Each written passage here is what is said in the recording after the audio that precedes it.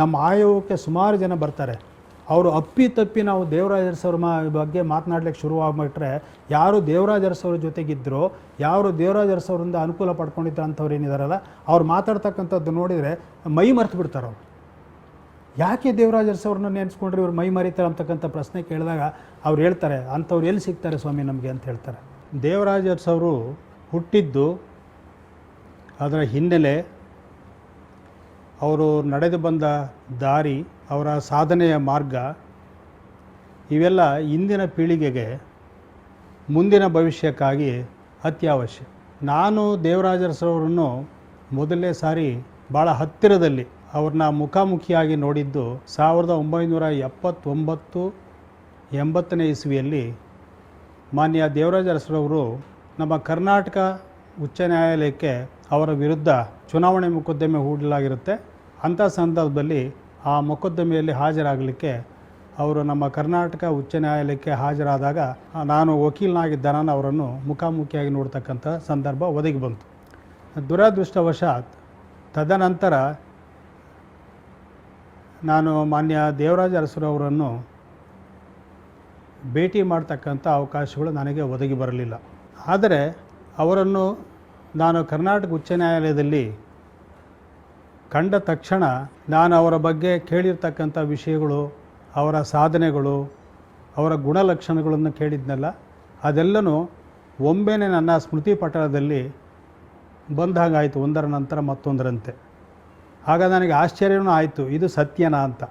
ಅದಾದ ನಂತರ ನಾನು ದೇವರಾಜ ಅರಸರವರನ್ನು ಅರ್ಥ ಮಾಡಿಕೊಂಡಿದ್ದು, ದೇವರಾಜ ಅರಸರವರ ಮಾಡಿರ್ತಕ್ಕಂಥ ಸಾಧನೆಗಳ ಬಗ್ಗೆ ಸಾರ್ವಜನಿಕರು ಮಾತಾಡ್ತಕ್ಕಂಥದ್ದು, ನಾಯಕರುಗಳು ಮಾತಾಡ್ತಕ್ಕಂಥದ್ದು ಮತ್ತು ದೇವರಾಜ ಅರಸವರ ಬಗ್ಗೆ ಬರೆದಿರ್ತಕ್ಕಂಥ ಅನೇಕ ಬರವಣಿಗೆಗಳನ್ನು, ಪುಸ್ತಕಗಳನ್ನು ನೋಡಿದಾಗ ನಾನು ಅವ್ರನ್ನ ಅರ್ಥ ಮಾಡ್ಕೊಳ್ಳಿಕ್ಕೆ ಅನುಕೂಲ ಆಯಿತು. ಇಲ್ಲಿ ಭಾಳ ಮುಖ್ಯವಾಗಿ ಅಂತ ಹೇಳಿದರೆ ನನಗೆ ದೇವರಾಜ ಅರಸವರ ಒಂದು ಆಕರ್ಷಣೀಯ ವ್ಯಕ್ತಿತ್ವಕ್ಕೆ ಕಾರಣ ಹುಡುಕ್ತಕ್ಕಂಥದ್ದೇ ಒಂದು ದೊಡ್ಡ ಇದು ಆಶ್ಚರ್ಯದ ಸಂಗತಿ ನನಗೆ.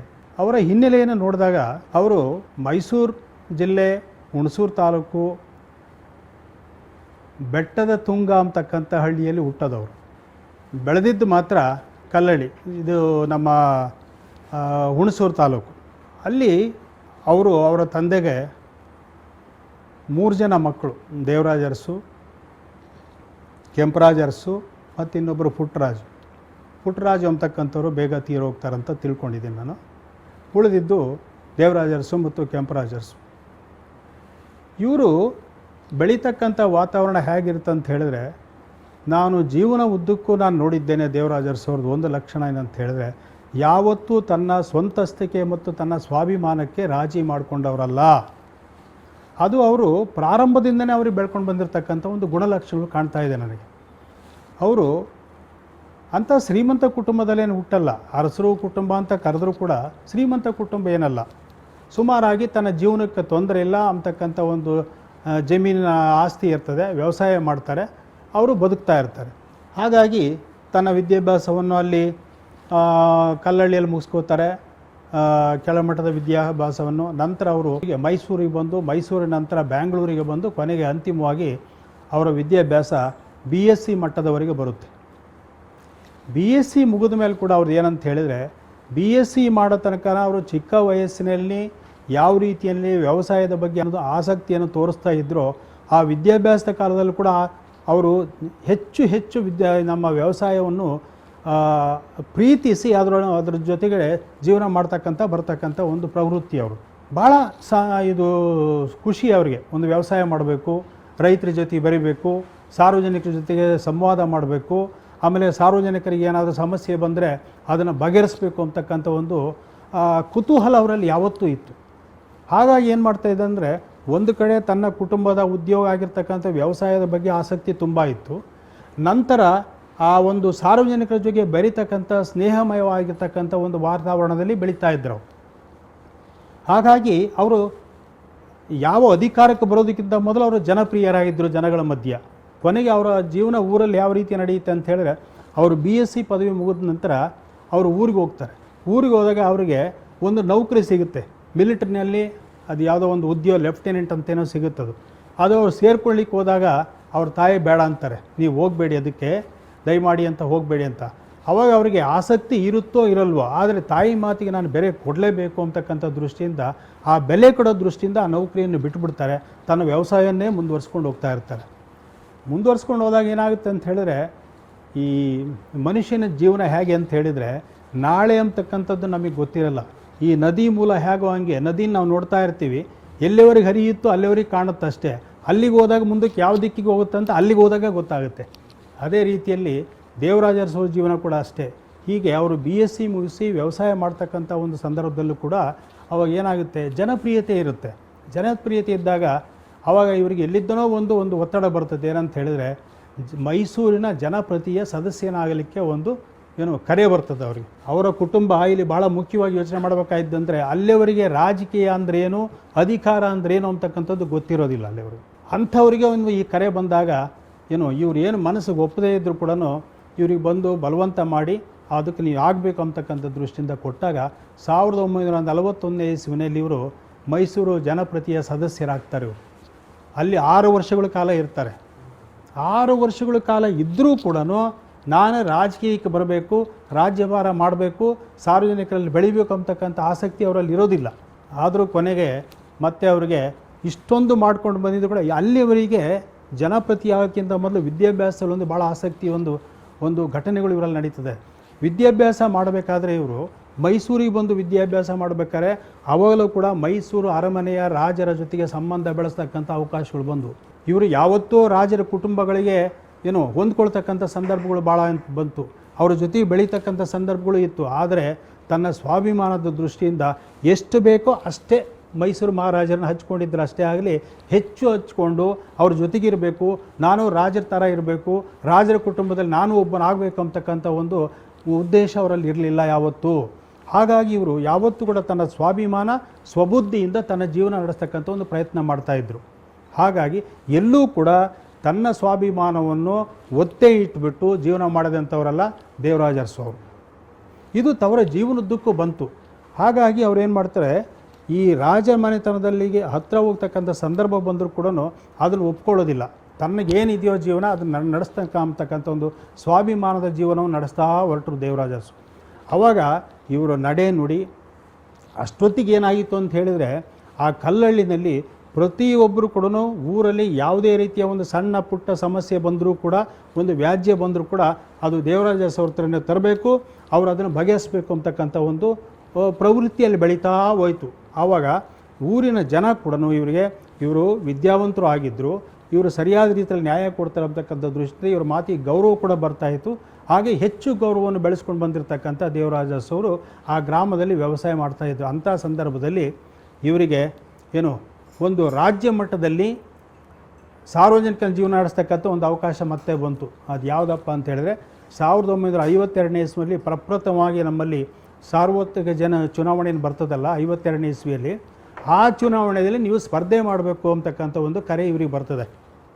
ಇವರು ಸುದ್ರಾಮ ಒಪ್ಪೋದಿಲ್ಲ, ನನಗೆ ಬೇಡ ರಾಜಕೀಯ, ನಮಗೆ ಬೇಡ, ನಾವು ಹಣವಂತರು ಅಲ್ಲ, ಆಮೇಲೆ ನಮಗೆ ಜಾತಿಯ ಸಂಖ್ಯೆ ಕೂಡ ಇಲ್ಲ, ನಮಗೆ ಬೇಡ ಅಂತಕ್ಕಂಥ ಒಂದು ಮಾತನ್ನು ಹೇಳ್ತಾರೆ.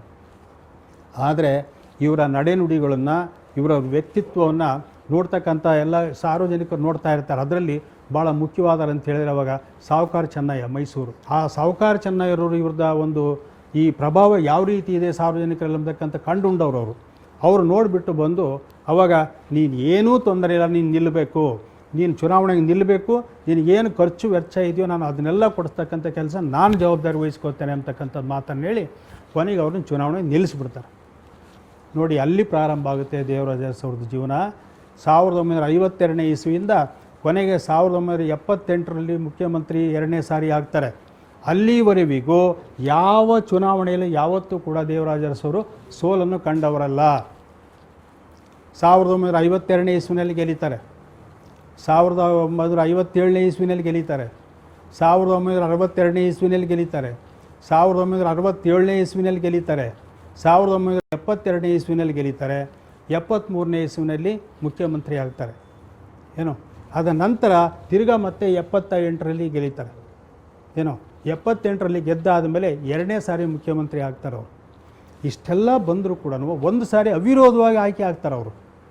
1962ನೇ ಇಸ್ವಿನಲ್ಲಿ ಆ ಹುಣಸೂರು ಕ್ಷೇತ್ರದಿಂದ ಅವಿರೋಧವಾಗಿ ಆಯ್ಕೆ ಆಗ್ತಾರೆ.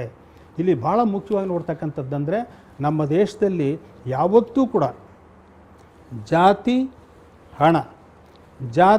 ಹಣ ಒಂದಲ್ಲ ಒಂದು ರೀತಿಯಲ್ಲಿ ಪ್ರತಿಯೊಂದು ಚುನಾವಣೆಯಲ್ಲಿ ಕೂಡ ಅದರದೇ ಆದ ಒಂದು ಪರಿಣಾಮವನ್ನು ಬೀರಿದೆ.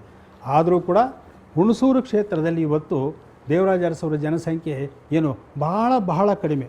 ಅದರಲ್ಲೂ ಕೂಡ ನೀವು ಚುನಾವಣೆಯಲ್ಲಿ ಒಬ್ಬ MLA ಅಭ್ಯರ್ಥಿಯಾಗಿ ವಿಧಾನಸಭಾ ಸದಸ್ಯನಾಗಲಿಕ್ಕಿರ್ತಕ್ಕಂಥ ಒಂದು ಆ ಸಂಖ್ಯೆ ಅಂತೂ ಅವರಲ್ಲಿ ಇಲ್ಲವೇ ಇಲ್ಲ. ಅಲ್ಲಿ ಇರ್ತಕ್ಕಂಥದ್ದೆಲ್ಲ ಜನಸಂಖ್ಯೆ ಇರ್ತಕ್ಕಂಥದ್ದು ನಾನು ತಿಳ್ಕೊಂಡಿರೋ ಮಟ್ಟಿಗೆ ಇನ್ನು ಒಕ್ಕಲಿ ಸಮುದಾಯಗಳೇ ಜಾಸ್ತಿ ಇದೆ ಅಂತಕ್ಕಂಥದ್ದು. ಅಂಥ ಒಂದು ಕ್ಷೇತ್ರದಲ್ಲಿ ಕೂಡ ಎಂಥ ಒಂದು ಸಂದರ್ಭದಲ್ಲೂ ಕೂಡ ದೇವರಾಜ ಅರಸರು ಸೋಲನ್ನು ಕಾಣಲೇ ಇಲ್ಲ ಅಂದಾಗ ದೇವರಾಜ ಅರಸರು ನನಗನ್ನಿಸ್ತಾ ಇದೆ ಅವರು ಯಾವತ್ತು ಜಾತಿ ಆಧಾರದ ಮೇಲೆ ಬರೀ ಅಥವಾ ಹಣದ ಆಧಾರದ ಮೇಲೇ ಚುನಾವಣೆಯಲ್ಲಿ ಗೆಲ್ಲಿತಿದ್ರು ಅಂತಕ್ಕಂಥ ಮಾತು ಮಾತ್ರ ಯಾವತ್ತೂ ನಾನು ನಂಬೋದಿಲ್ಲ. ಅದರಿಂದ ಏನಿತ್ತಪ್ಪ ಅಂತ ಹೇಳಿದ್ರೆ ದೇವರಾಜ ಅರಸವರು ಬೆಳೆದು ಬಂದಿರತಕ್ಕಂಥ ರೀತಿ, ಅವ್ರು ನಡ್ಕೊಂಡಿರ್ತಕ್ಕಂಥ ರೀತಿ ಒಂದಕ್ಕೊಂದು ಅವರಿಗೆ ಅನುಕೂಲ ಆಗಿ ಆ ರೀತಿಯ ಚುನಾವಣೆಯಲ್ಲಿ ಲಾಭ ಪಡ್ಕೊಳ್ತಾ ಬಂದರು. ಅದು ಪ್ರಾರಂಭದಲ್ಲಾಯಿತು. ಅದಾದ ನಂತರ ಅವರು ಸೋಲಲಿಕ್ಕೆ ಕಾರಣನೇ ಇಲ್ಲ. ಕಾರಣ ಇಷ್ಟೇ, ಯಾಕೆಂದರೆ ಅವರು ಮಾಡಿರ್ತಕ್ಕಂಥ ಕಾರ್ಯಗಳು ಯಾವ ರೀತಿಯಲ್ಲಿ ನಾನು ಇವತ್ತು ಚುನಾವಣೆಗೆ ಬಂದಿದ್ದೇನೆ, ಜನಗಳ ಮಧ್ಯೆ ಇದ್ದೇನೆ, ಯಾವ ರೀತಿಯ ಕಾರ್ಯಕ್ರಮ ನಾನು ಹಾಕ್ಕೋಬೇಕು, ಏನು ಮಾಡಬೇಕು ಅಂತಕ್ಕಂಥ ಅವ್ರದ್ದು ಆ ಕಾರ್ಯಕ್ರಮಗಳನ್ನು ನೋಡಿದರೆ ದೇವರಾಜ ಅರಸರು ಸೋಲೋದಕ್ಕೆ ಶಕ್ಯನೇ ಇಲ್ಲ. ಆದ್ದರಿಂದ ಯಾವತ್ತೂ ಕೂಡ ಸೋಲದೇ ಇರತಕ್ಕಂಥ ಒಂದು ಜಯವನ್ನು ಕಂಡರು ದೇವರಾಜ ಅರಸವರು. ಆಮೇಲೆ ಇನ್ನೊಂದು ಇಲ್ಲಿ ಭಾಳ ಒಂದು ಪ್ರಶ್ನೆ, ನಾನು ನಿಮ್ಮ ಪ್ರಾರಂಭದಲ್ಲಿ ಏನು ಹೇಳಿದೆ ಅಂತ ಹೇಳಿದ್ರೆ ಅವರು ಭಾಳ ಶ್ರೀಮಂತ ಕುಟುಂಬ ಅಲ್ಲ, ಅವರು ವ್ಯವಸಾಯ, ಅವರು ಉದ್ಯೋಗ. ಆದರೆ ಇವತ್ತು ಕರ್ನಾಟಕ ರಾಜ್ಯದಲ್ಲಿ ಅತಿ ಹೆಚ್ಚು ಅವಧಿಯಲ್ಲಿ ಮುಖ್ಯಮಂತ್ರಿ ಸ್ಥಾನದಲ್ಲಿದ್ದುಕೊಂಡು ಕೆಲಸ ರಾಜ್ಯಭಾರ ಮಾಡಿರ್ತಕ್ಕಂಥವ್ರು ಅಂತ ಹೇಳಿದ್ರೆ ದೇವರಾಜ ಅರಸರು. ಆದರೆ ಅವರಲ್ಲಿ ಎಂಥ ಬದಲಾವಣೆ ಕಂಡಿವಿ ನಾವು. ಅವರು ಮುಖ್ಯಮಂತ್ರಿಯಾಗಿ 2ನೇ ಅವಧಿ ಕೂಡ ಮುಗಿದಾದ ಮೇಲೂ ಕೂಡ ಅವರು ಊರಿಗೆ ಹೋಗ್ತಾರೆ. ಊರಿಗೆ ಹೋಗಿ ಸಾರ್ವಜನಿಕರು ನೋಡಿದಾಗ ಅವರು ಮುಖ್ಯಮಂತ್ರಿ ಆಗೋಕ್ಕಿಂತ ಮೊದಲು ಯಾವ ಸ್ಥಿತಿಗತಿ ಇತ್ತೋ, ಅಂದರೆ ಅವ್ರ ಮನೆ ತೊಗೊಳ್ಳಿ, ಅವ್ರ ಆಸ್ತಿಗಳು ತೊಗೊಳ್ಳಿ, ಅವ್ರ ಜಮೀನು ತೊಗೊಳ್ಳಿ, ಇವ್ಯಾವನ್ನು ನೋಡಿದರೂ ಕೂಡ ಹೆಚ್ಚು ಬದಲಾವಣೆ ಯಾವುದೂ ಕಾಣೋದೇ ಇಲ್ಲ. ಅದೇ ಹೆಂಚಿನ ಮನೆ ಹಂಗೆ ಇರುತ್ತೆ. ಆದರೆ ಅವ್ರು ಮಾಡಿರ್ತಕ್ಕಂಥ ಕಾರ್ಯಗಳು ಅಂತ ಹೇಳಿದರೆ ಒಂದಲ್ಲ ಎರಡಲ್ಲ ಉದಾಹರಣೆ. ಏನು 1974ನೇ ಇಸ್ವಿನಲ್ಲಿ ಏನು ಬಹಳ ದಿನದಿಂದ ನೆನೆಗುದಿಗೆ ಬಿದ್ದಿರ್ತಕ್ಕಂಥ ಭೂ ಸುಧಾರಣಾ ಕಾಯ್ದೆಯನ್ನು ಜಾರಿಗೆ ತರ್ತಾರೆ. ಜಾರಿಗೆ ತಂದಾಗ ನಿಮ್ಗೆ ಹೇಳ್ಬೇಕಂತ ಹೇಳಿದರೆ ಅವರು ಬೇರೆಯವರಿಗೆ ನಾನು ಉದಾಹರಣೆ ಆಗಬೇಕಂತಕ್ಕಂಥ ದೃಷ್ಟಿಯಿಂದ ಭಾಳ ವಿರೋಧ ಇರುತ್ತೆ, ರಾಜ್ಯಾದ್ಯಂತ ವಿರೋಧ ಇರುತ್ತೆ, ಅಂತ ಕಾಯ್ದೆ ತರಬೇಡಿ ಅಂತ.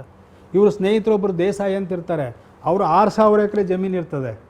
ಅವರು ಈ ಭೂ ಸುಧಾರಣಾ ಕಾಯ್ದೆ ತೊಗೊಂಬಂದ್ಬಿಟ್ರೆ ಅವ್ರ ಜಮೀನೆಲ್ಲ ಹೋಗುತ್ತಲ್ಲ ಅಂಥೇಳಿ ಅವ್ರ ಸ್ನೇಹಿತನೇ ಇವರು ಸ್ನೇಹತ್ವ ಬಿಟ್ಟು ಹೋಗ್ಬಿಡ್ತಾನೆ ಅಂಥೇಳಿ ಎಲ್ಲರಿಗೂ ಹೆದರ್ಕೊಂಡ್ಬಿಟ್ಟಿರ್ತಾರೆ. ಅದಕ್ಕೆ ದೇಸಾಯಿ ಅವ್ರನ್ನ ಮುಂದೆ ಇಟ್ಟು ಹೋಗಿ ನೀವೇ ಹೋಗಿ ದೇವರಾಜ ಅರಸವ್ರಿಗೆ ಹೇಳ್ರಿ ಈ ಕಾಯ್ದೆ ತರೋದು ಬೇಡ, ಬಿಜಾಪುರದವರು. ಅವಾಗ ದೇಸಾಯಿ ಎಷ್ಟು ಸ್ನೇಹಿತರು ಅಂತ ಹೇಳಿದ್ರೆ ದೇವರಾಜ ಅರಸವ್ರಿಗೆ ನನ್ನ ಜಮೀನು ಹೋದರೂ ಪರವಾಗಿಲ್ಲ, ಅವ್ರು ದೊಡ್ಡಸ್ತಿಗೆ ನೋಡಿ, ನನ್ನ ಜಮೀನು ಹೋದರೂ ಪರವಾಗಿಲ್ಲ, ದೇವರಾಜ ಅರಸವರ ಸ್ನೇಹವನ್ನು ಮಾತ್ರ ನಾನು ಬಿಡೋದಿಲ್ಲ. ಅವ್ರು ಮಾಡ್ತಕ್ಕಂಥ ಕಾರ್ಯಗಳು ಯಾವುದೇ ಇರ್ಬೋದು, ಅದಕ್ಕೆ ನನ್ನ ಸಪೋರ್ಟ್ ಇದೆ, ಯಾವತ್ತೂ ಕೂಡ ಅವ್ರ ಜೊತೆ ನಾನು ಇರ್ತೇನೆ, ಅವ್ರು ಮಾಡ್ತಕ್ಕಂಥ ಒಳ್ಳೆಯ ಕೆಲಸ ಅಂತೇಳಿ ಅವ್ರು ಸಪೋರ್ಟ್ ಮಾಡ್ತಾರೆ.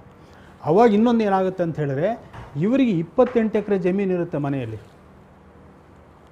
ಇವರಿಗೆ 28 ಎಕರೆ ಜಮೀನಿದ್ದರೆ ಇವ್ರ ಮನೆಯಲ್ಲಿ ಒಬ್ಬ ದಲಿತ ವ್ಯಕ್ತಿ ಚೆಲುವಯ್ಯ ಅಂಥೇಳಿ ಇವ್ರ ಮನೆ ಹಾಳಾಗಿ ವ್ಯವಸಾಯ ಕೆಲಸ ಮಾಡ್ತಾಯಿರ್ತಾನೆ, ಸಹಾಯ ಮಾಡ್ತಿರ್ತಾನೆ.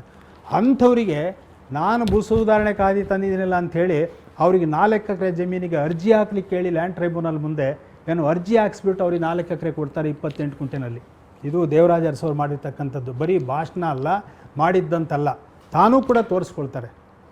ಇವ್ರಿಗೇನು 1000 ಎಕರೆ ಜಮೀನೇನು ಇರಲಿಲ್ಲ, ಇದ್ದಿದ್ದೇ 28 ಗುಂಟೆ, 28 ಎಕರೆ. ಆ 28 ಎಕರೆನಲ್ಲಿ 4 ಎಕರೆಗೆ ಅವ್ರದ್ದು ಅರ್ಜಿ ಹಾಕ್ಸ್ಬಿಟ್ಟು ಚೆಲುವಯ್ಯನಿಗೆ ಅವನಿಗೆ ಗೇಣಿದಾರನನ್ನ ಮಾಡ್ತಾರೆ. ಇದೇ ರೀತಿಯಲ್ಲಿ ರಾಜ್ಯಾದ್ಯಂತ ಇದನ್ನು ತಗೊಂಬಂದು ಒಂದು ಕ್ರಾಂತಿಯಾಗಿ ಹೋಗುತ್ತೆ. ಸುಮಾರು ಆ ಕಾಯ್ದೆಯ ಅಡಿಯಲ್ಲಿ ಲಾಭ ಪಡೆದಿರ್ತಕ್ಕಂಥ ಗೇಣಿದಾರರ ಸಂಖ್ಯೆ ಇವತ್ತು 15 ಲಕ್ಷಕ್ಕೂ ಮೀರಿದೆ ಆಗಿನ ಕಾಲಕ್ಕೆ ಇವತ್ತು ನಮ್ಮ ರಾಜ್ಯಾದ್ಯಂತ. ಆ ಕಾಯ್ದೆ ಆಯಿತು. ನಿಮ್ಗೆ ಹೇಳ್ಬೇಕಂತ ಹೇಳಿದ್ರೆ ಉಳುವವನೇ ಹೊಲದ ಒಡೆಯ ಅಂತಕ್ಕಂಥ ತತ್ವ ಇದು ಮಹಾತ್ಮ ಗಾಂಧೀಜಿಯವರ ಉವಾಚ. ಅದನ್ನು ಜಾರಿ ತಂದಿರತಕ್ಕಂಥವ್ರು ಅಂತ ಹೇಳಿದರೆ ದೇವರಾಜ ಅರಸರು ಅಕ್ಷರ ಸಹ ನಮ್ಮ ಜಾರಿ ತಂದಿರತಕ್ಕಂಥವ್ರು.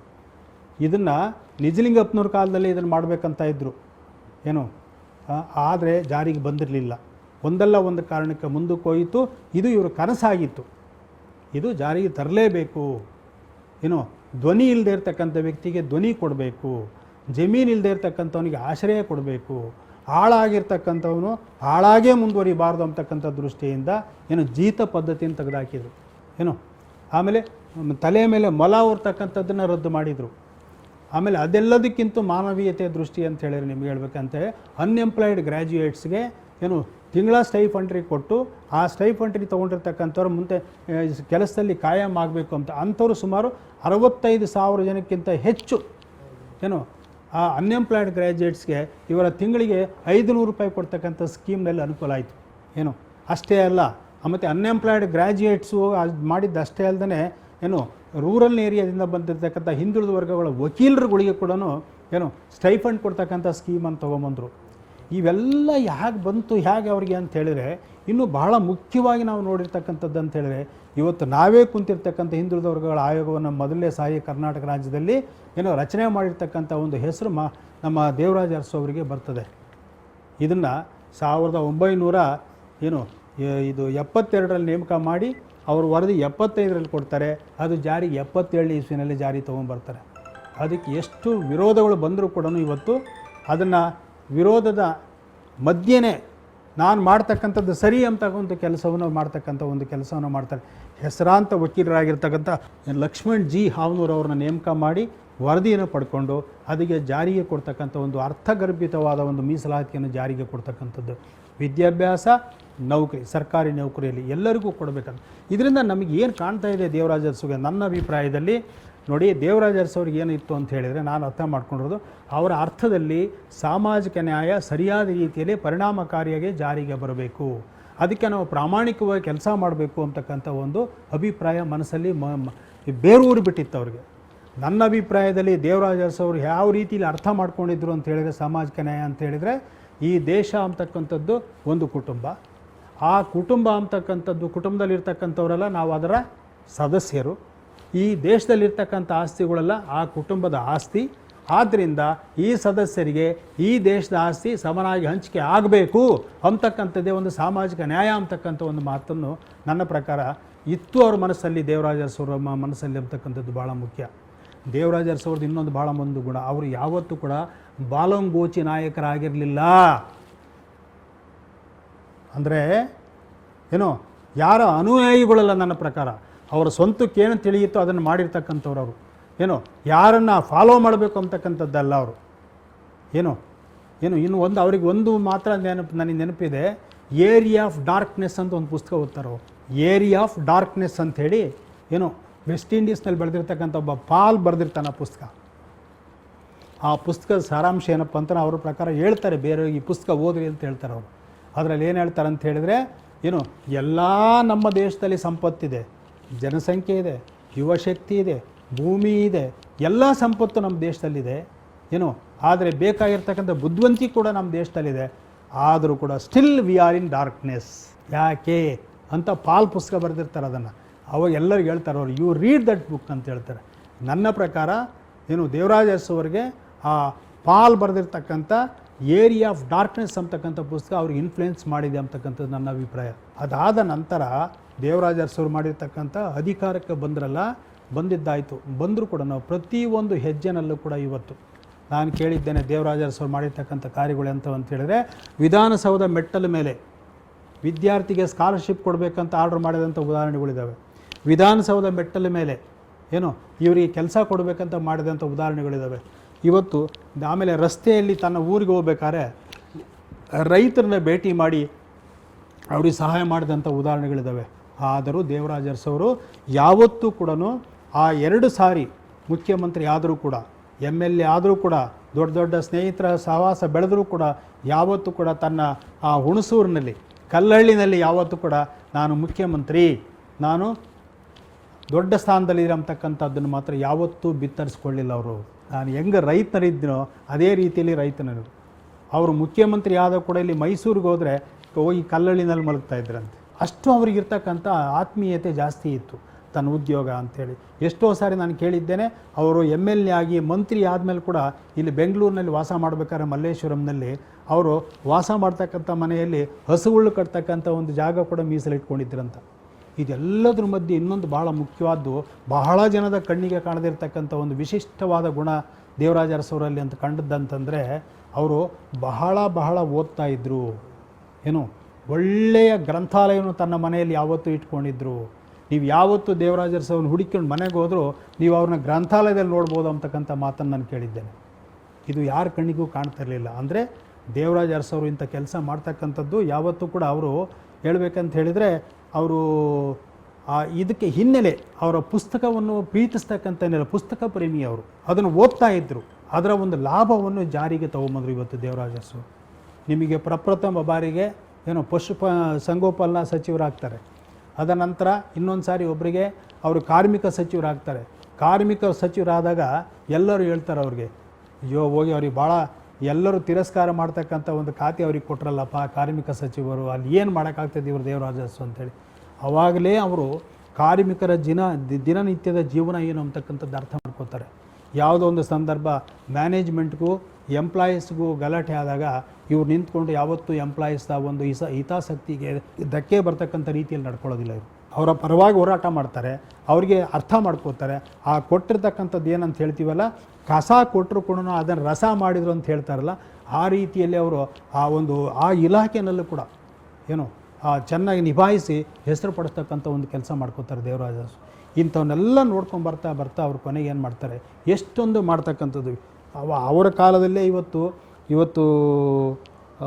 ಇದು ಹಣ ಪಡ್ಕೊಳ್ಳೋದೇ ವಿದ್ಯಾರ್ಥಿಗಳಿಗೆ ಏನು ಊಟ ಕೊಡ್ತಂಥ ವಿದ್ಯಾರ್ಥಿನಿಗಳನ್ನ ಫ್ರೀ ಹಾಸ್ಟೆಲ್ಗಳನ್ನ ಇವರೇ ಮಾಡಿದ್ದು ಏನು.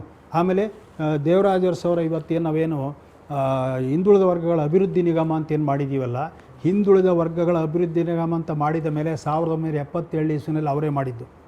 ಅದರ ಉದ್ದೇಶ ಏನಿತ್ತು, ಹಿಂದುಳಿದ ವರ್ಗಗಳಿಗೆ ಆರ್ಥಿಕ ಮತ್ತು ಸಾಮಾಜಿಕ ಸ್ಥಿತಿಗತಿಗಳು ಏನು ಅಭಿವೃದ್ಧಿ ಆಗಬೇಕು, ಅವರು ಸಮಾಜದಲ್ಲಿ ಸ್ಥಾನಮಾನ ಪಡ್ಕೋಬೇಕು ಅಂತಕ್ಕಂಥ ದೃಷ್ಟಿಯಿಂದ ಕಾರ್ಯಕ್ರಮಗಳು ಹಾಕ್ಕೊಳ್ತಕ್ಕಂಥ ಒಂದು ಸಂಸ್ಥೆ. ಅದು ಮಾಡಿದಾದಮೇಲೆ 77 ಇಸ್ವಿನಲ್ಲಿ ಅವರ ಜ್ಞಾಪಕಾರ್ಥವಾಗಿ ದೇವರಾಜ ಅರಸು ಹಿಂದುಳಿದ ವರ್ಗಗಳ ಅಭಿವೃದ್ಧಿ ನಿಗಮ ಅಂತ ಮಾಡಿದ್ರು.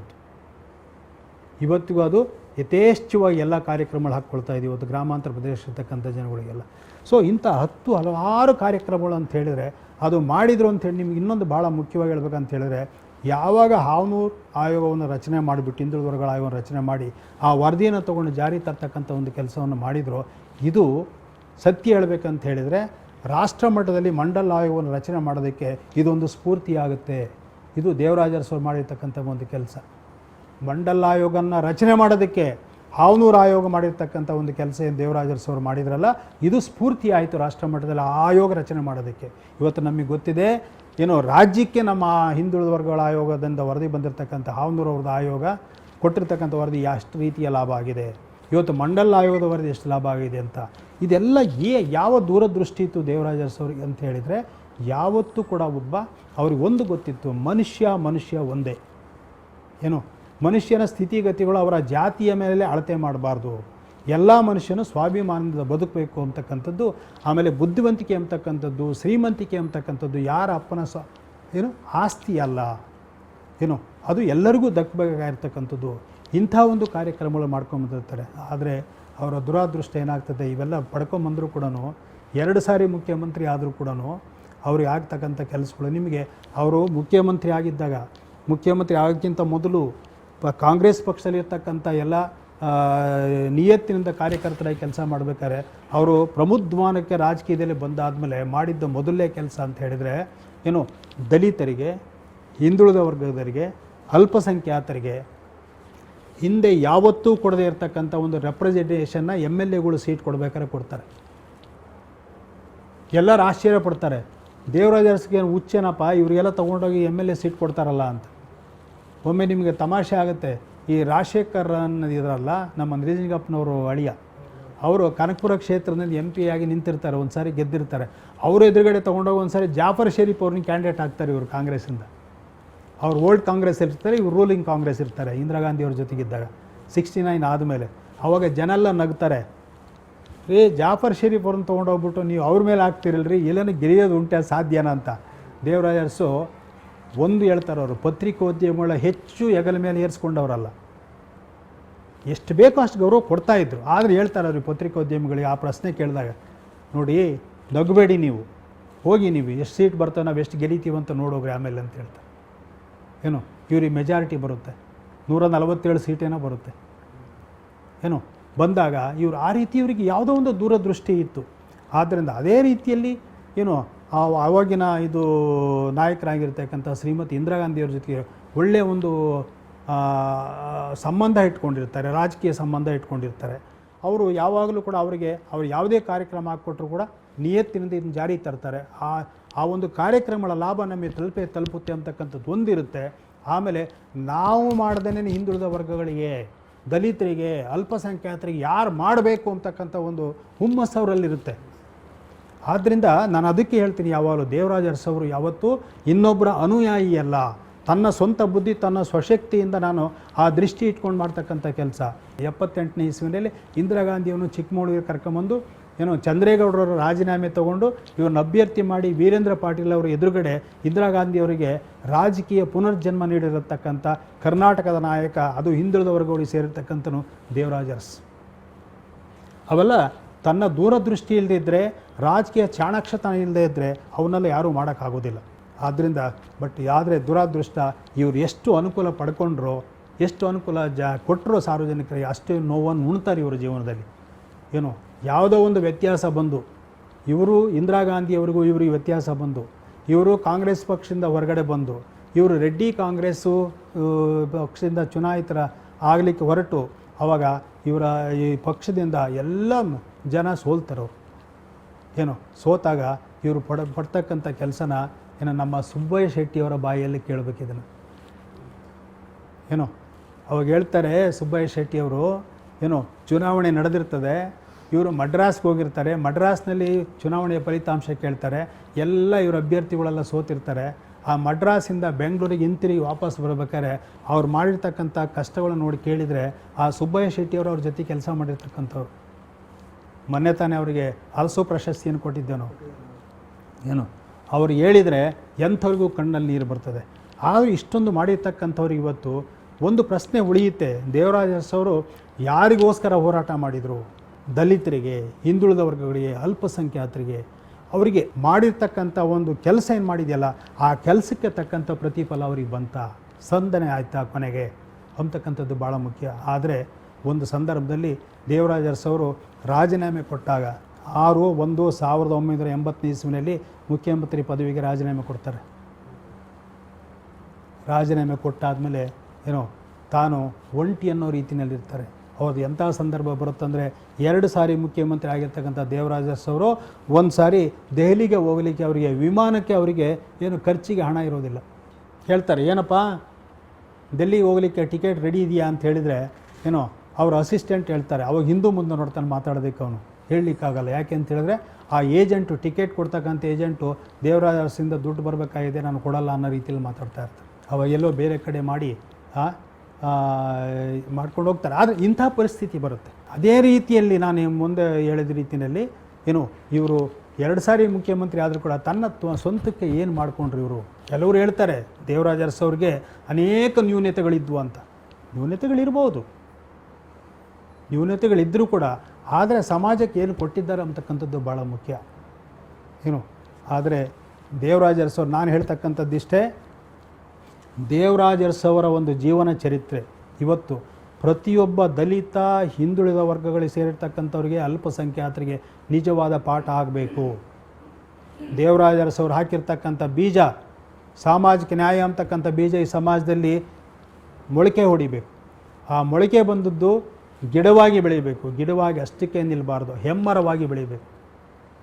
ಇನ್ನು ಮುಂದಾದರೂ ನಾವು ಹಿಂದುಳಿದ ವರ್ಗಗಳಾಗಿ ಸೇರಿರ್ತಕ್ಕಂಥವ್ರು ಇವತ್ತು ನಮಗೆ ಕರ್ನಾಟಕ ರಾಜ್ಯದಲ್ಲಿ, ನನ್ನ ಅಭಿಪ್ರಾಯದಲ್ಲಿ ಹಿಂದುಳಿದ ವರ್ಗಗಳಿಗೆ ಸೇರಿರ್ತಕ್ಕಂಥ ಯಾರೇ ಮುಖ್ಯಮಂತ್ರಿಗಳಾಗಿದ್ದರೂ ಕೂಡ ಅದಕ್ಕೆ ಕಾರಣರು ದೇವರಾಜ ಅರಸು ಒಂದಲ್ಲ ಒಂದು ರೀತಿಯಲ್ಲಿ ಆಗಿದ್ದಾರೆ ಅಂತಕ್ಕಂಥದ್ದು ಮಾತ್ರ ಸತ್ಯ. ಆ ದೇವರಾಜ ಅರಸು ಅವರು ಬಿತ್ತಿರ್ತಕ್ಕಂಥ ಒಂದು ಸಾಮಾಜಿಕ ನ್ಯಾಯದ ಒಂದು ಹೆಜ್ಜೆ ಏನಿಟ್ಟಿದ್ದಾರಲ್ಲ, ಅದು ಇವತ್ತು ಮುಂದುವರಿಸ್ಕೊಂಡು ಹೋಗ್ತಾ ಇದೆ. ಆದರೆ ಇದು ಬಹುಶಃ ನನ್ನ ಅಭಿಪ್ರಾಯದಲ್ಲಿ ದೇವರಾಜ ಅರಸು ಅವರ ದೂರದೃಷ್ಟಿ ಯಾವ ಮಟ್ಟದಲ್ಲಿತ್ತೋ ಆ ಮಟ್ಟಕ್ಕೆ ಬೆಳೆದಿದೆಯೋ ಇಲ್ಲ ಬೇರೆ ಪ್ರಶ್ನೆ. ಏನು. ಆದರೆ ಹಿಂದುಳಿದ ವರ್ಗಗಳು, ಅಲ್ಪಸಂಖ್ಯಾತರು, ದಲಿತರು ಇವತ್ತು ಯಾವುದೇ ಒಂದು ತಪ್ಪನ್ನು ಮಾಡಿದರೂ ಕೂಡ ನಾವು ಏನು ಆ ತಪ್ಪನ್ನು ಮುಂದುವರ್ಸ್ಕೊಂಡು ಹೋಗ್ತಕ್ಕಂಥ ಕೆಲಸ ಮಾಡ್ಬೋದು. ನನ್ನ ಅಭಿಪ್ರಾಯದಲ್ಲಿ ಗೊತ್ತಿದ್ದು ಗೊತ್ತಿಲ್ಲದೇ ತಪ್ಪಾಗಿದ್ದರೆ ಅದು ಮುಖ್ಯ ಅಂತಲ್ಲ, ತಪ್ಪು ಗೊತ್ತಾದ ಮೇಲೆ ಕೂಡ ಇದು ತಪ್ಪು ಅಂತ ತಿಳ್ಕೊಳ್ಳದೇ ಇರತಕ್ಕಂಥದ್ದು ಭಾಳ ದೊಡ್ಡ ತಪ್ಪು. ಆದ್ದರಿಂದ ಅವ್ರು ಮಾಡಿರ್ತಕ್ಕಂಥದ್ದು ಏನೆಲ್ಲ ಇವತ್ತು ದೇವರಾಜ ಅರಸು ಅವರು ಮಾಡಿದ್ದು ದಲಿತರಿಗೆ ಸಹಾಯ ಮಾಡೋದಕ್ಕಂತಲ್ಲ, ಹಿಂದುಳಿದ ವರ್ಗಗಳಿಗೆ ಸಹಾಯ ಮಾಡೋದಕ್ಕಂತಲ್ಲ, ಅಲ್ಪಸಂಖ್ಯಾತರಿಗೆ ಸಹಾಯ ಮಾಡೋದಕ್ಕಂತಲ್ಲ. ಅವ್ರು ಮಾಡಿದ ಗುರಿ ಸಂವಿಧಾನದ ಗುರಿ. ಸಂವಿಧಾನದಲ್ಲಿ ಹೇಳ್ತಕ್ಕಂಥ ಅಂಶಗಳು ಇವತ್ತು ಜಾರಿಗೆ ಬರಬೇಕು, ಇರ್ತಕ್ಕಂಥ ಅಸಮಾನತೆ ಹೊರಟು ಹೋಗಬೇಕು, ಏನೋ ಧ್ವನಿ ಇಲ್ಲದೆ ಇರ್ತಕ್ಕಂಥ ಮನುಷ್ಯನಿಗೆ ಧ್ವನಿ ಸಿಕ್ಕಬೇಕು ಈ ಒಂದು ಪ್ರಜಾಪ್ರಭುತ್ವದಲ್ಲಿ ಅಂತಕ್ಕಂಥದ್ದಷ್ಟೇ ಗುರಿ. ಯಾವುದನ್ನು ಕೂಡ ಸಂವಿಧಾನ ವಿರೋಧವಾಗಿ ಮಾಡಿರ್ತಕ್ಕಂಥದ್ದಲ್ಲ ಅದು. ಆದ್ದರಿಂದ ಇವತ್ತು ಸಮಾಜದಲ್ಲಿ ಇವತ್ತು ಸಮಾನತೆ ಬರಬೇಕು, ಏನು ಎಲ್ಲರಿಗೂ ಒಂದು ಗೌರವ ಸಿಕ್ಕಬೇಕು ಅಂತಕ್ಕಂಥದ್ದು, ಮೇಲೂ ಕೀಳು ಅಂತಕ್ಕಂಥದ್ದು ಇರಬಾರ್ದು. ಏನು ಅದಕ್ಕೋಸ್ಕರ ಅವ್ರು ಮಾಡಿರ್ತಕ್ಕಂಥದ್ದು. ಇವತ್ತು ಸಾಲಗಾರರಿಗೆ ಇವತ್ತು ಹಣವನ್ನು ಮನ್ನಾ ಮಾಡಿದರು. ಡೆಟ್ ರಿಲೀಫ್ ಆ್ಯಕ್ಟ್ ತಂದಿದ್ದವ್ರೆ. ನಾವು ಹಳ್ಳಿಯವರು, ನಮಗೆ ಗೊತ್ತಿದೆ. 500 ರೂಪಾಯಿ ಸಾಲ ಮಾಡಿದರೆ ಅಪ್ಪ ಏನೋ ಮಗನೂ ತೀರ್ಸೋಕ್ಕಾಗ್ತಿರಲಿಲ್ಲ ಸಾಲನ, ಮತ್ತು ಮೊಮ್ಮಗನೂ ತೀರ್ಸೋಕ್ಕಾಗ್ತಿರ್ಲಿಲ್ಲ. ಅದಕ್ಕೋಸ್ಕರ ಅವ್ರ ಮನೆಗಳಲ್ಲಿ ಜೀತದಳಾಗಿ ದುಡಿತಾ ಇದ್ದರು. ಏನು ಹಣವನ್ನು ಏನು ಬಡ್ಡಿ ಸಮೇತ, ಚಕ್ರ ಬಡ್ಡಿ ಸಮೇತ ಅವನ ಹಣ ತೀರ್ಸೋಕ್ಕಾಗ್ತಿರ್ಲಿಲ್ಲ. ಅವ್ರ ಮನೆ ಹಾಳಾಗಿ ಅವನು ಉದ್ದಕ್ಕೂ ಏನು ನಡ್ಕೊಂಡು ಹೋಗ್ಬೇಕಾಯಿತು. ಆ ಮನೆ ಹಾಳಾಗಿರ್ತಕ್ಕಂಥವನು ತನ್ನ ಸಂಸಾರ ನಡೆಸ್ಕೊಳ್ಳೋಕ್ಕಾಗುತ್ತಾ, ತನ್ನ ಮಕ್ಕಳ ಮದುವೆ ಮಾಡೋಕ್ಕಾಗುತ್ತಾ, ತನ್ನ ಮಕ್ಕಳಿಗೆ ವಿದ್ಯಾಭ್ಯಾಸ ಕೊಡಲಿಕ್ಕಾಗುತ್ತಾ? ಆದ್ದರಿಂದ ಇವನ್ನೆಲ್ಲ ತಪ್ಪಿಸೋದಕ್ಕೋಸ್ಕರ ಆ ಜೀತದಾಳತ್ವವನ್ನು ಕಿತ್ತು ಹಾಕಿದವರು ಇವರು. ಇಂಥವು ಎಷ್ಟೋ ಕಾರ್ಯಕ್ರಮ ನಮ್ಮ ಸಮಾಜದಲ್ಲಿ ಮಾಡಿ ಇವತ್ತು ಹಿಂದುಳಿದ ವರ್ಗಗಳಿಗೆ ಏನು ಬೆಳಕನ್ನು ಚೆಲ್ಲಿ ಹೋಗಿರ್ತಕ್ಕಂಥ ದೇವರಾಜ ಅರಸು ಅವರು ಏನು. ಆದರೆ ನಾನೊಂದು ಹೇಳ್ತೀನಿ, ದೇವರಾಜ ಅರಸು ನನ್ನ ಅಭಿಪ್ರಾಯದಲ್ಲಿ ಏನು ಅವರು ಬರೀ ವ್ಯಕ್ತಿಯಲ್ಲ, ಒಂದು ದೊಡ್ಡ ಶಕ್ತಿ ಈ ಸಮಾಜಕ್ಕೆ. ಇವತ್ತು ಏನು ಅವರು ಇವತ್ತು ಮಾಡಿರ್ತಕ್ಕಂಥ ಕಾರ್ಯಕ್ರಮಗಳನ್ನು ಎಲ್ಲರೂ ಕೂಡ ಜಾರಿ ತರ್ತಕ್ಕಂಥ ಒಂದು ಕೆಲಸವನ್ನು ಮಾಡಬೇಕು. ಇವತ್ತು ದೇವರಾಜ ಅರಸು ಹಾಕಿಕೊಟ್ಟಿರ್ತಕ್ಕಂಥ ಹೆಜ್ಜೆ ನಡ್ಕೊಂಡು ಹೋಗ್ತಕ್ಕಂಥದ್ದೆಲ್ಲ ನಾವು ಅದನ್ನು ಸರಿಯಾದ ರೀತಿಯಲ್ಲಿ ರೂಪ ಕೊಡಬೇಕು. ಅದನ್ನು ಅವಾಗ ಮಾತ್ರ ದೇವರಾಜ ಅರಸು ಅವರ ಆಸೆ ಈಡೇರ್ತದೆ. ದೇವರಾಜ ಅರಸು ಅವರ ಉದ್ದೇಶ ಏನಿತ್ತು ಏನು, ಅವರ ಕಾರ್ಯಕ್ರಮಗಳು ಇವತ್ತು ಪ್ರಸ್ತುತವೇ ಏನು, ಅವು ಪ್ರಸ್ತುತವಾಗಿದ್ದರೆ ಇಂಥ ಆಲೋಚನೆ ದೇವರಾಜ ಅರಸು ಹೇಗಿತ್ತು ಅಂತಕ್ಕಂಥದ್ದು ಈ ನಂತರದ ಪೀಳಿಗೆ ಯೋಚನೆ ಮಾಡ್ತಕ್ಕಂಥದ್ದು ಭಾಳ ಮುಖ್ಯ.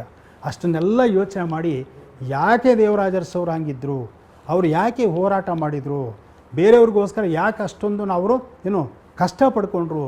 ಏನೇ ಆಗಲಿ ನಾನು ಹಿಂದುಳಿದ ವರ್ಗಗಳನ್ನ ನನಗೆ ಅಧಿಕಾರ ಇರ್ಬೋದು ಇಲ್ಲದೆ ಇರ್ಬೋದು, ನಾನು ಅವ್ರನ್ನ ಬಿಡೋದಿಲ್ಲ.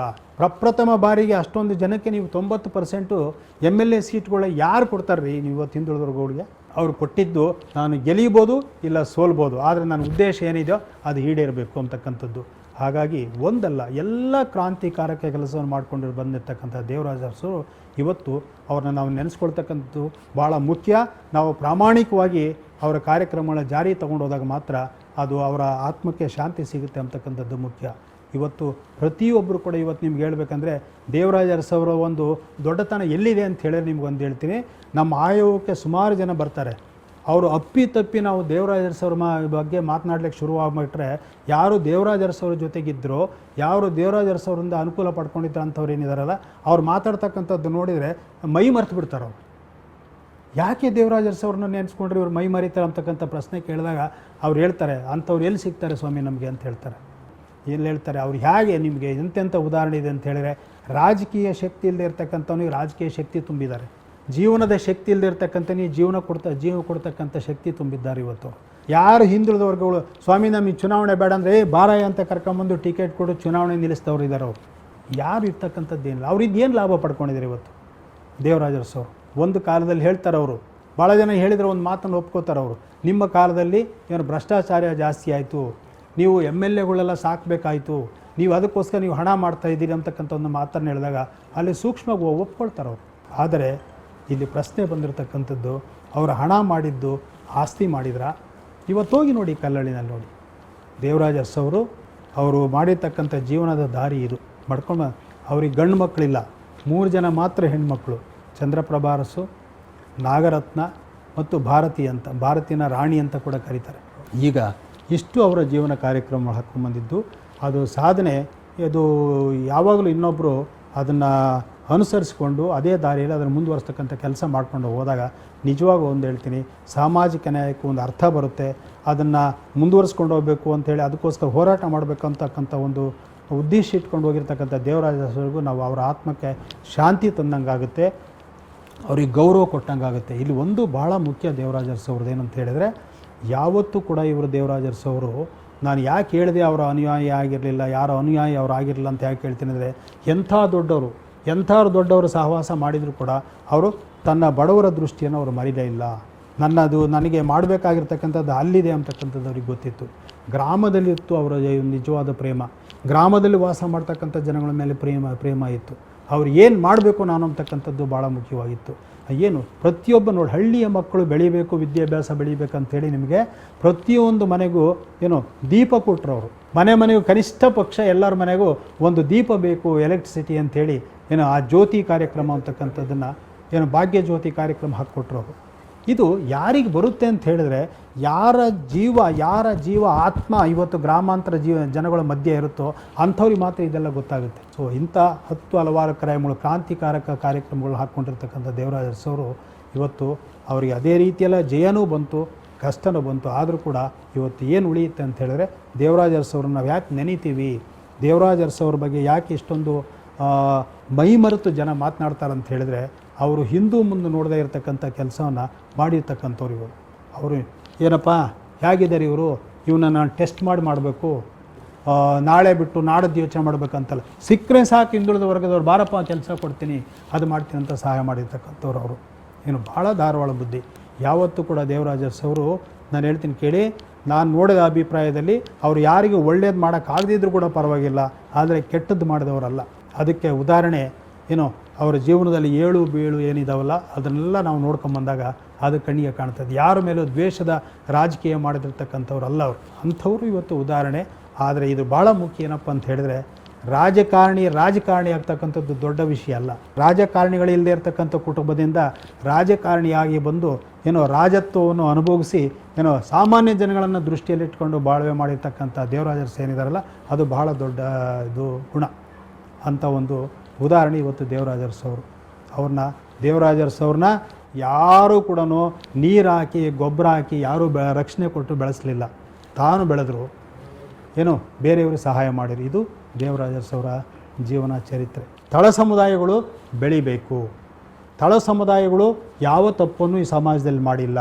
ಅವರು ಮಾಡದೇ ಇರತಕ್ಕಂಥ ತಪ್ಪಿಗೋಸ್ಕರ ಅವರು ಕಷ್ಟಕ್ಕೆ ಗುರಿಯಾಗಿದ್ದಾರೆ. ಆದ್ದರಿಂದ ಅವರಿಗೆ ಸಹಾಯ ಮಾಡಬೇಕು ಅಂತಕ್ಕಂಥದ್ದು ಉದ್ದೇಶ ಇಟ್ಕೊಂಡು ಅಂಬೇಡ್ಕರ್ ಅವರು ಇವತ್ತು ನಮ್ಮ ಸಂವಿಧಾನದಲ್ಲಿ ಸಾಮಾಜಿಕ ನ್ಯಾಯದ ಗುರಿಯನ್ನು ಇಟ್ಕೊಂಡು ಅವ್ರು ಕೆಲಸ ಮಾಡಿದರು. ಅದೇ ರೀತಿಯಲ್ಲಿ ದೇವರಾಜ ಅರಸು ಕೂಡ ತನ್ನ ಸ್ವಬುದ್ಧಿಯಿಂದ ಇಂಥ ಒಂದು ಸಮುದಾಯಗಳು ಇವತ್ತು ಯಾವ ತಪ್ಪನ್ನೂ ಮಾಡಿಲ್ಲ, ಆ ತಪ್ಪು ಮಾಡದೇ ಕಷ್ಟಕ್ಕೆ ಸಿಕ್ಕಾಕ್ಕೊಂಡಿದ್ದಾರೆ, ಅವರಿಗೆ ನಾವು ಸಹಾಯ ಹಸ್ತವನ್ನು ನೀಡಬೇಕು ಅಂತಕ್ಕಂಥ ದೃಷ್ಟಿಯಿಂದ ಮಾಡಿರ್ತಕ್ಕಂಥ ಒಂದು ಕೆಲಸ. ಆದ್ದರಿಂದ ಅವ್ರನ್ನ ತುಲನೆ ಮಾಡಿದಾಗ ದೇವರಾಜ ಅರಸು ಅವರು ಜಾಸ್ತಿ ಅಥವಾ ಅಂಬೇಡ್ಕರ್ ಅವರು ಜಾಸ್ತಿ ಅಂತ ಹೇಳ್ತಕ್ಕಂಥದ್ಕಿಂತ ಮುಖ್ಯ ಅವರಿಬ್ಬರ ಗುರಿ ಏನಾಗಿತ್ತು ಅಂತ ನೋಡಬೇಕು. ಆಗ ನೋಡಿದಾಗ ಇಬ್ಬರೂ ಕೂಡ ಒಂದೇ ಗುರಿ ಇಟ್ಕೊಂಡು ನಡೆದಿರ್ತಕ್ಕಂಥ ಮಹಾನ್ ವ್ಯಕ್ತಿಗಳು. ಇವತ್ತು ದೇವರಾಜ ಅರಸು ಅವ್ರನ್ನ ನಾವು ಪಾಲನೆ ಮಾಡ್ತಕ್ಕಂಥದ್ದು ನಮ್ಮ ಕರ್ತವ್ಯ.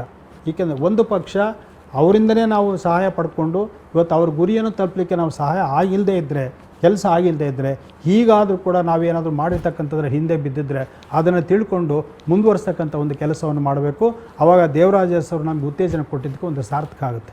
ನನ್ನ ಅಭಿಪ್ರಾಯದಲ್ಲಿ ದೇವರಾಜ ಅರಸು ಅವರು 22 ಮುಖ್ಯಮಂತ್ರಿಗಳಲ್ಲಿ 8ನೇ ಮುಖ್ಯಮಂತ್ರಿ. ಅವರು ಮಾಡಿರ್ತಕ್ಕಂಥ ಕಾರ್ಯಗಳನ್ನೆಲ್ಲ ನೋಡಿದಾಗ ನಾನು ಹೇಳ್ತಕ್ಕಂಥದ್ದು ಇವತ್ತಿನವರೆಗೂ ನನ್ನ ಅಭಿಪ್ರಾಯದಲ್ಲಿ ದೇವರಾಜ ಅರಸು ಅವರು ಮಾಡಿರ್ತಕ್ಕಂಥ ಒಂದು ಸ್ಥಾನ ಏನಿದೆಯಲ್ಲ, ಇವತ್ತಿಗೂ ಕೂಡ ಅದು ಮೊದಲನೇ ಸ್ಥಾನ ಅಂತಕ್ಕಂಥದ್ದು ನಾನು ಕೊಡ್ತೇನೆ ದೇವರಾಜ ಅರಸು ಅವರು. ಯಾಕೆಂತ ಹೇಳಿದರೆ ದೇವರಾಜ ಅರಸು ಅವರು ಮಾಡಿರ್ತಕ್ಕಂಥ ಅವ್ರು ನಡೆದು ಬಂದಿರತಕ್ಕಂಥ ದಾರಿ, ಅವ್ರು ಹಿಂದುಳಿದ ವರ್ಗಗಳ ಶಕ್ತಿ ಇಲ್ಲದಿರ್ತಕ್ಕಂಥವ್ರನ್ನ ಶಕ್ತಿ ಕೊಡ್ತಕ್ಕಂಥ ಕೆಲಸ ಮಾಡಿರ್ತಕ್ಕಂಥದ್ರಲ್ಲಿ ಅವರು ಮುಂಚೂಣಿಯಲ್ಲಿದ್ದಾರೆ. ಆದ್ದರಿಂದ ಅವರಿಗೆ ನನ್ನ ಅಭಿಪ್ರಾಯದಲ್ಲಿ 22 ಮುಖ್ಯಮಂತ್ರಿಗಳಲ್ಲಿ ನನ್ನ ಪ್ರಕಾರ ಮೊದಲನೇ ಸ್ಥಾನದಲ್ಲೇ ಇದ್ದಾರೆ ಅಂತ ನನ್ನ ಅಭಿಪ್ರಾಯ.